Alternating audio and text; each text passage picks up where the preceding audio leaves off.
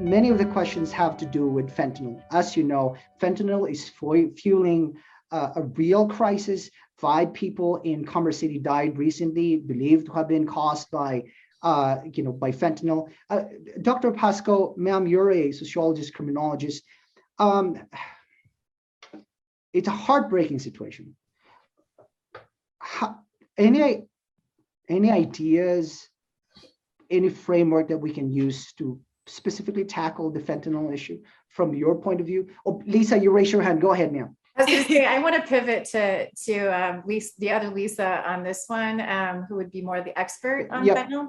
Yep, go ahead, Lisa. I appreciate that. I think we can all agree we are in the midst of the worst overdose crisis we've ever been in. Where we often disagree is we believe this is a public health emergency that demands a public health approach and not continued criminalization. Fentanyl has been in the United States since 2014 on the East Coast, in Colorado since 2018. It's kind of nuanced and twofold, right? We have it's in all drugs, as we saw in Adams County. It's in heroin and meth, and then it's also in pressed pills, right? That has a little fentanyl, a lot of fentanyl, or no fentanyl. We are actually heroin's kind of hugging and releasing its way out of here because of climate change. There's lack of poppy cultivation, meaning there's lack of farmers and farmland. And so what they're actually doing is shifting to synthetic opioids, which are made in labs. So the drug market has brought us fentanyl. Fentanyl will be here for a little bit before the new synthetic opioid comes from the East Coast too. So there's concern, especially among my folks who are opioid users who use fentanyl, then smoke the pills because they're glad that they're not injecting anymore either. It's actually more difficult to induct on medication-assisted treatment if they use fentanyl too.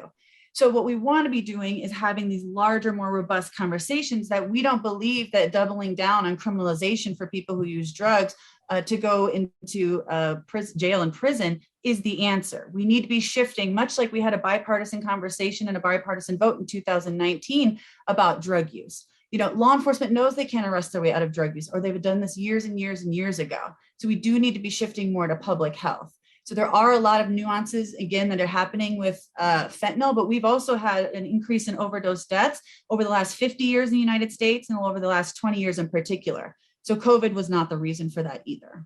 Thank you for that, Lisa. And Mitch, just really quickly on fentanyl, sir, your thoughts. How do we tackle this one? And just really quickly so we can get to some more questions here.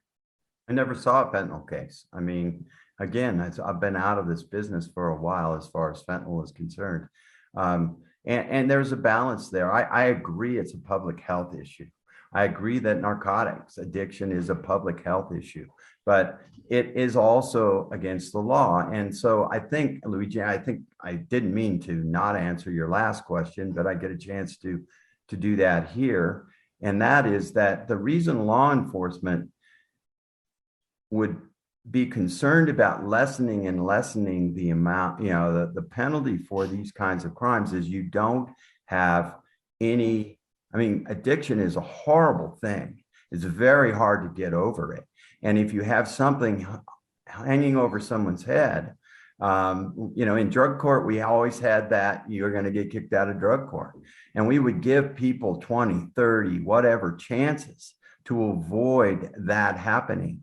But that idea helped them stay in, helped them stay sober. I know, for instance, the Haven that we've talked about, most of those women are coming out of the Department of Corrections.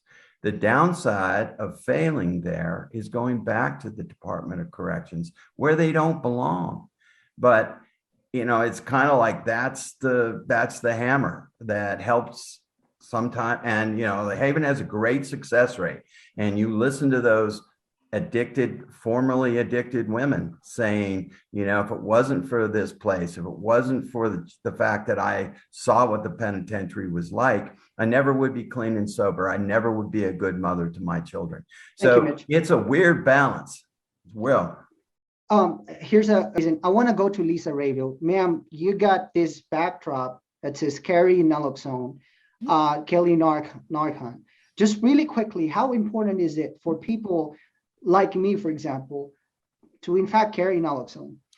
If you walk on earth right now, I need you carrying naloxone or Narcan. It's safe and highly effective. Paramedics and emergency departments have been using it for over 40 years, which is really great if overdoses happen around paramedics or emergency departments. It needs to be in the hands of people who use drugs first and foremost, and then third parties. Anybody in the state since 2013 can carry naloxone and at limited civil and criminal liability. You can walk into any pharmacy today in the state of Colorado and get access to it virtually over the counter. It's still a prescription drug and most major insurances cover it. And 204 law enforcement departments in the state carry Narcan. DPD was first, Colorado Springs PD was second. Thank you so much. I really appreciate that. We need an all hands on deck approach in the worst overdose crisis we've ever